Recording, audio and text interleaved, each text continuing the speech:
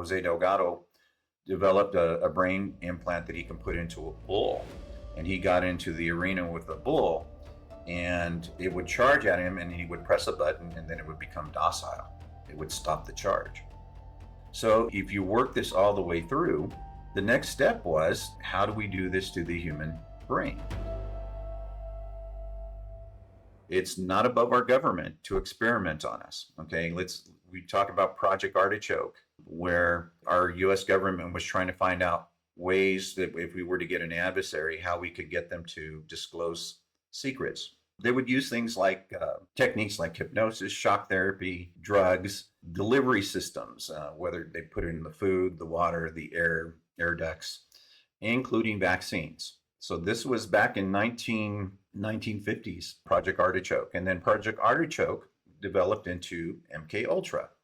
And MKUltra developed into, I believe, something like 154 sub-projects. And really, the whole goal, again, the theme was to how do we manipulate the human mind?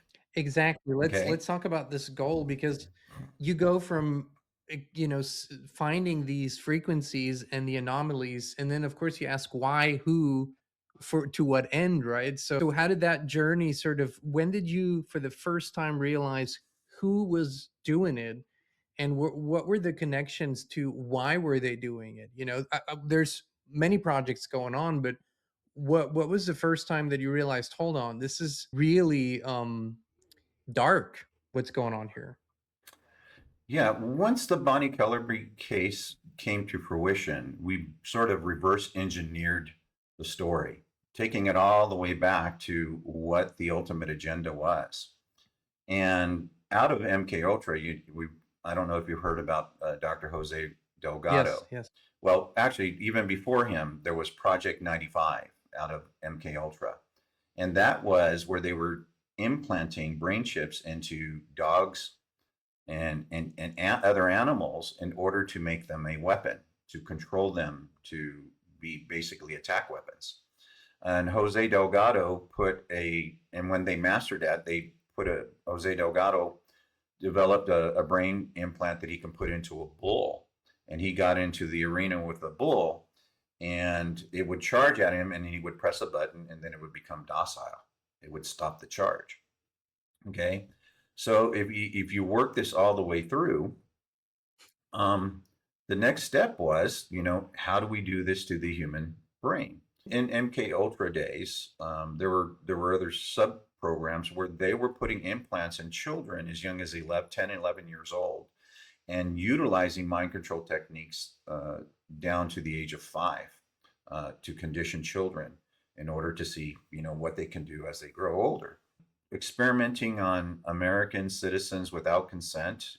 We can talk about the Tuskegee experiments. We can talk about the radiation experiments, on and on. But as we progress, the less fortunate in society, unfortunately, are the ones who are susceptible to this type of non-consensual experimentation previously to COVID.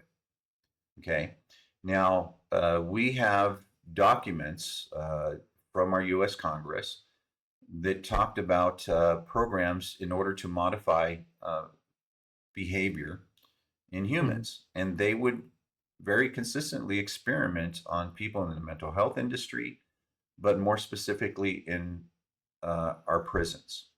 And in 1974, Vacaville Prison, in this report, had already developed the ability to remotely monitor your biometrics. So your heart rate, your body temperature, your respirations.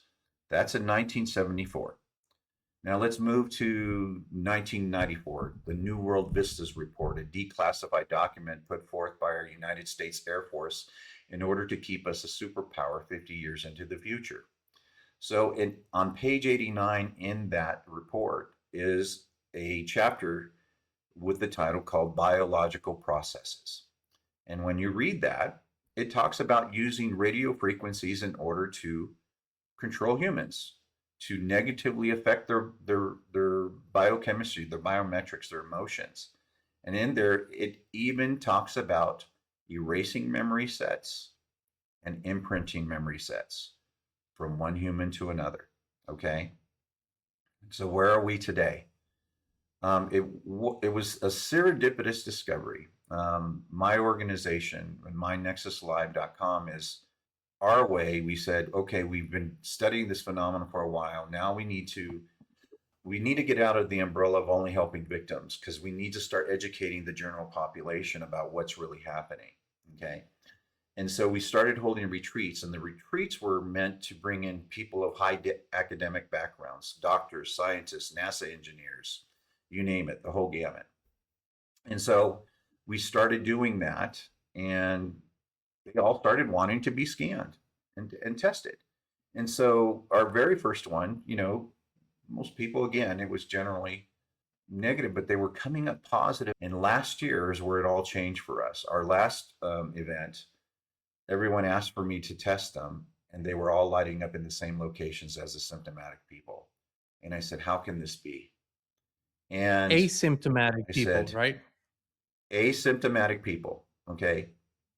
And I said, is it possible that in that jab, that this was put in everyone now? Okay. Now, in 2013, a gentleman by the name of Dr. Ido Bachelet, he was in Israel giving a TED-Med talk from his university. He says, I just brought this from my lab, and he's holding up a 1cc syringe. And he says, in this syringe are 1,000 billion robots that he just brought back from his lab. Say that number again. 1,000 billion. That's a trillion.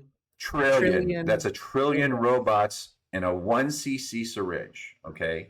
Jesus Christ. 1 milliliter. Okay. Of material. A trillion robots that self-replicate, self-assemble, cross the blood-brain barrier, and will do whatever they're programmed to do.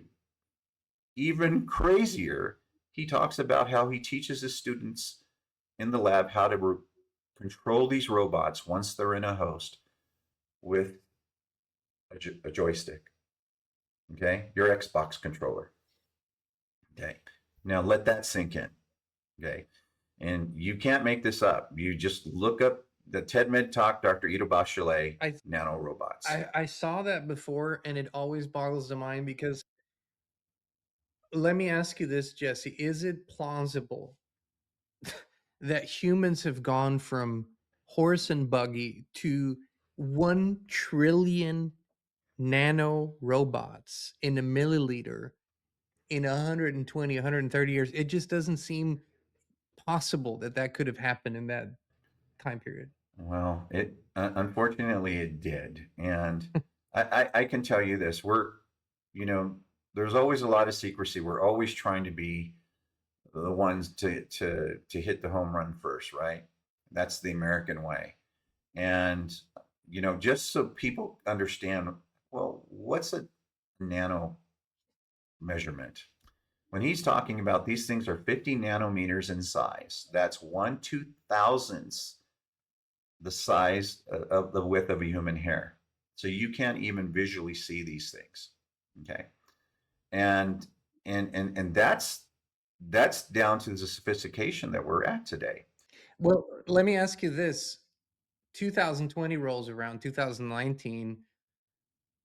I assume you knew what was going on. I assume you knew exactly what was going on and what the solution is going to be to this new problem.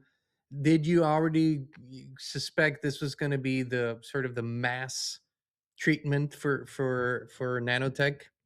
Here's where we're at. Post COVID, now everyone is lighting up. Okay.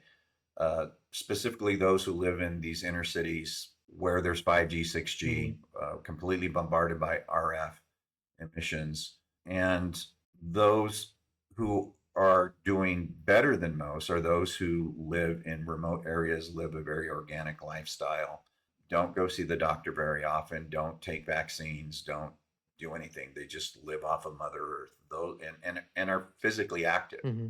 Those are the ones. They're still coming up positive, but in much fewer locations than the majority of people. So you're saying everybody comes up positive now?